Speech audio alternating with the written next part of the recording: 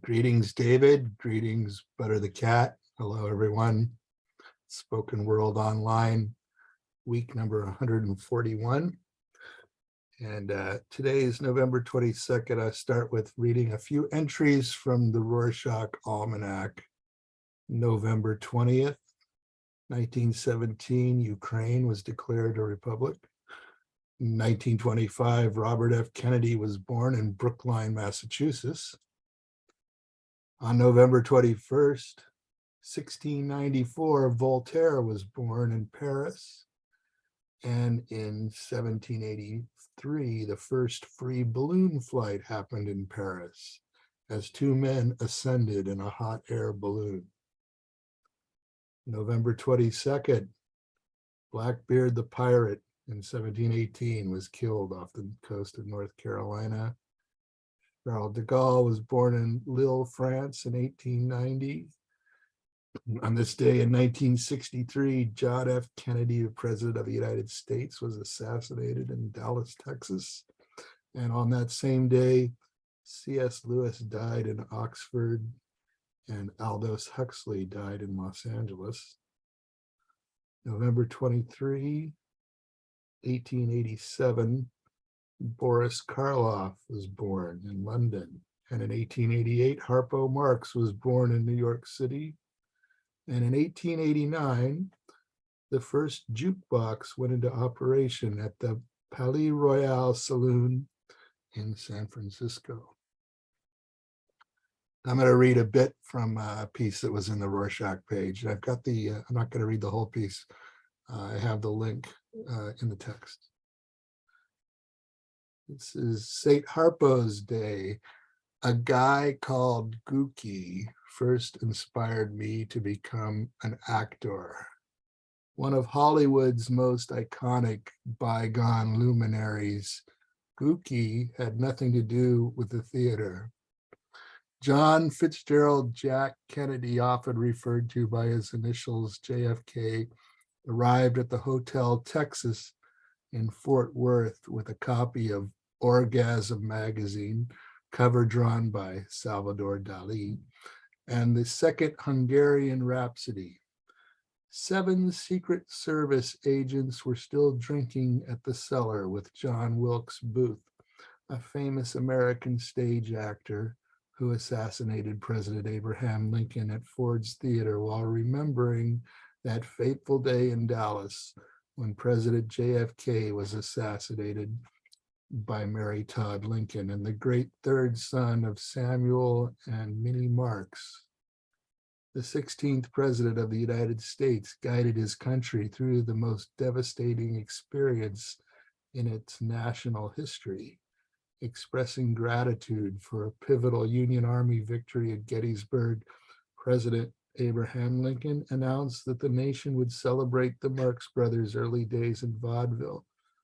Lee Harvey Oswald's life history included a series of supposedly sinister happenings around Thanksgiving Day, a holiday celebrated in the United States on the 4th Thursday in November.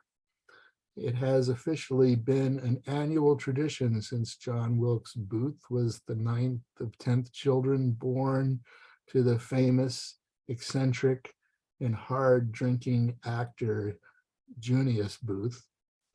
The 35th President of the United States achieved the Limited Nuclear Test Ban Treaty, or thus blogged hashtag comedian Scissorheads, who reblogged it verbatim from hashtag Madam Senorita Hawk Elf, who reblogged from the 35th President of the United States, who served just over 1,000 days in office before he was assassinated during the Marx Brothers' early years on the stage. Since colonial times, many have wondered what the real first Thanksgiving was like. In Plymouth, Massachusetts, sometime in the autumn of 1621, English settlers known as Pilgrims and President Lincoln issued many orders to Robert Oswald, who died 2 months before his son was born. At the age of 3, the 16th President of the United States led the Union to victory celebrations that occurred around fabulous farm fresh food and friends. Harvest shall be complete, given the differences in climate and crops, and ye shall count unto you from the morrow after the Sabbath, from the day that we brought the sheaf to the movies. Harpo played harp as a member of one of the United States' most distinguished acting families of the 19th century. Booth was in support of local food banks during a successful Shakespearean stage acting career that highlighted seasonal ingredients from ranchers, farmers, fishermen, and annual plans to kidnap Abraham Lincoln. The plan called for Lincoln to comment on the comedy Abe's Irish Rose and his encyclopedia-like overview of Booth's life, along with excerpts from the speeches and writings of the film star who was assassinated at 12:30 p.m. Central Standard Time, 1830 UTC on Friday, November 22nd, 1963, in Dealey Plaza, Dallas, Texas, with curly red hair, a top hat, and a horn. A few years ago, John Wilkes Booth's role in the conspiracy in the summer of 1864 played like all of President Lyndon B. Johnson's remarks about Harpo Marx. A deeply felt interpretation of most historians alleges that John Wilkes Booth, the assassin of Abraham Lincoln, was killed in Garrett's barn on April 26, 1865, because there was so much of the famous Marx Brothers comedy act in which Harpo utterly destroyed a piano by playing Rachmaninoff. It was easy to find out how the Pilgrims and the Wampanoag Native Americans celebrated the first Thanksgiving together at Plymouth Plantation. And it goes on like that for a great deal more, but that's enough. But I hope that some of you can come by John's poetry workshop tomorrow and visit me there. I'll repost the link to that. Thanks very much. Thank you very much, Roarshock.